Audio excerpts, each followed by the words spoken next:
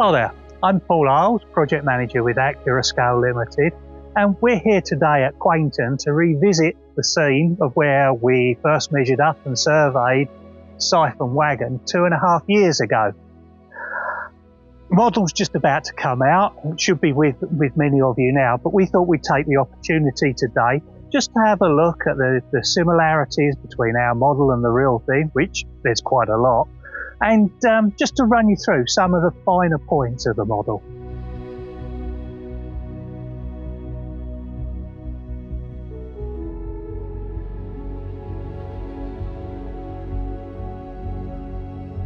So what exactly is a Siphon G? Well, it's a bogie vehicle, non-passenger carrying stock, that is used for the transportation of milking churns specifically. Siphon G, in the form that we've modelled it as O.33 and the ongoing 59s and 62s, were the final phases of the Siphon G family, but their roots actually go back to 1913, which is not something everyone appreciates. The Great Western Railway had previously transported milking churns in 4-wheel vans, and then to improve the ride they'd gone to 6-wheel vans, and then at the turn of the 20th century they decided that bogie vans were the best way forward. The important thing about carrying milk is that it has to be carried smoothly and quickly, and that's what the bogie vans were capable of doing.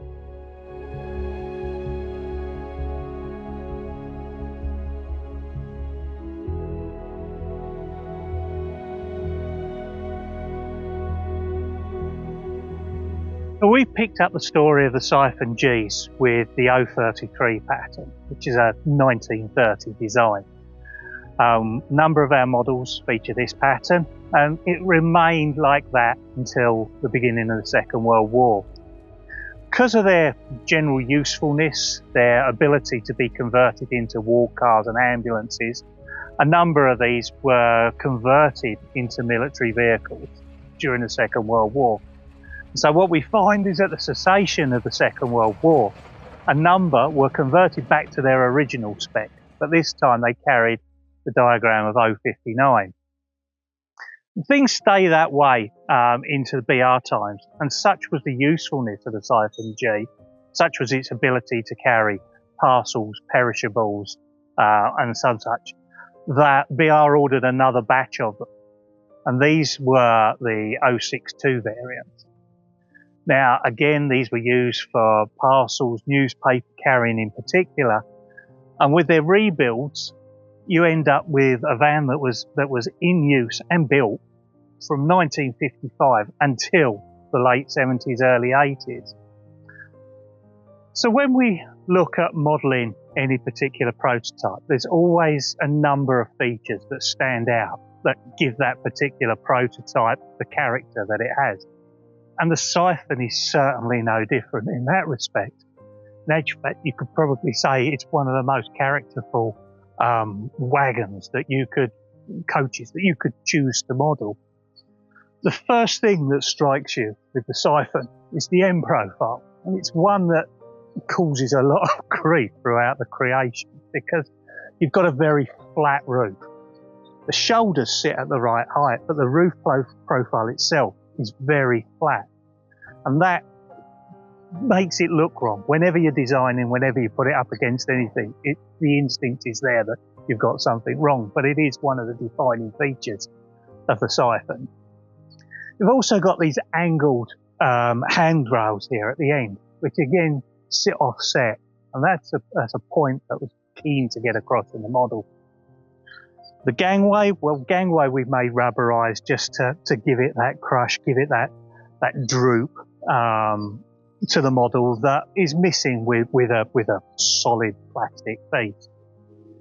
Big round buffers, another prominent point of the model, and one that I've been at pains to try and get right, especially on the rear face of it, which has got a more traditional back plate where they're fixed on. Square buffer housings, they've been modelled as well. And one of the points that we're particularly pleased with are the steps that are on each corner of the bogie. These have got a diamond pattern on all sides, and by using metal etch, we've managed to recreate these steps exactly as they appear here, albeit the ones on the prototype have got a bit more paint on them, years worth of repainting. As you come down, journals, bogies, these are all represented, and picking out all the details, all the rivets, the separate details, the springing, the bolsters, these are all really part and parcel of what we're doing. As I said earlier, there's two versions really. You've got the O.33, which is the plain-sided version, and then you've got the O.59 diagram, which adds these vents to the side, and then you've got variations from there. But we've represented these again, clasps, handles, these are all part and parcel of our model. As we come along here, we've got long handbrakes on this side, and these have been featured on our models. We've also featured the shorter GWR model that isn't meant to be fitted to the Siphon Gs, and yet it found itself fitted at the beginning. Some of them lasting well into the 50s with that particular gear. So you do tend to find that siphons don't get mushed around too much. If it was fitted with a gear at the beginning, it kind of stayed with it even through the rebuilds. Battery boxes were a real interesting feature because they swap and move positions. On this particular example here at Quainton, we got parallel battery boxes just inset from the framing, but you do find that they're offset, that some will be moved further along. And you see an empty section here where that's happened. So what you do get is diagonally offset battery boxes, and then another one in the middle, or missing one in the middle, or something else like a rectifier being mounted there. And it's all these little variations that have meant we've had to create an extensive tooling suite to cover all of the models.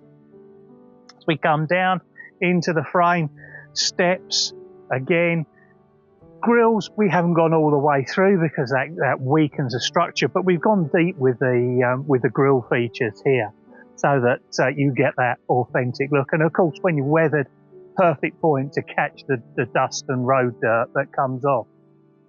You'll see here, the lads here at Quainton are setting about a restoration of this particular siphon. And as you come closer, you can see just the years worth of paint build-up, and this is reflected in the liveries that we've been offered. We've got everything here from green undercoat to rail blue to the brown. It tells a story really as how these things are being restored.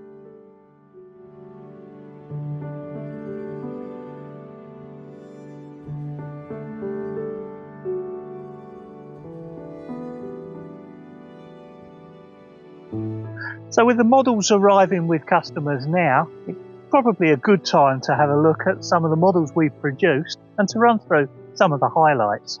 So with 16 different SKUs available to buy, this is just 5 of the versions that we brought out.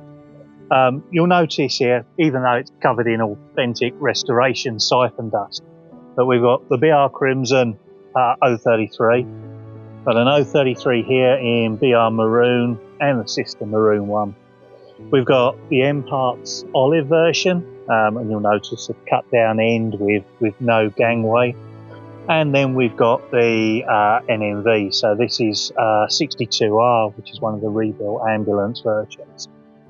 So one of the inherent problems with modelling the bogies on the Siphon Gs is that they are very close, or set very close to the ends of the body, which means when you're using tension lock couplings, they have to be moved out further than we'd ideally like, which leads to a bit of a gap when hooked up on tension locks. There's all sorts of ways that you can counteract them, none are satisfactory. So what we thought we'd do this time around is create a new magnetic coupling. And you'll see it here, built into the end of this one. Almost Lego-like in its construction, a small magnetic coupling that rotates in all directions. And as you'll see from the profile, but it ends just with the gangway. So by coupling two of them up using the supplied magnetic couplings, which are in the accessory bag, you can get a far closer coupling. Now, unfortunately, radius 2 curves are out. That will break it apart, but for any of you with more generous curves, you should be able to couple these up using these magnetic couplings and get at least half a dozen to eight siphons to run concurrently.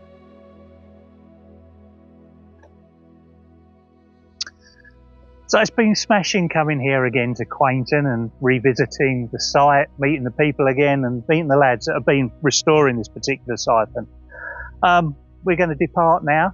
Just a reminder, these are now in stock and they're $54.95. They're available from Accurascale.com and from all our retail partners. Don't forget that all-important 10% discount if you order 2 or more from the website. It's been lovely to talk to you all. Goodbye from Quainton.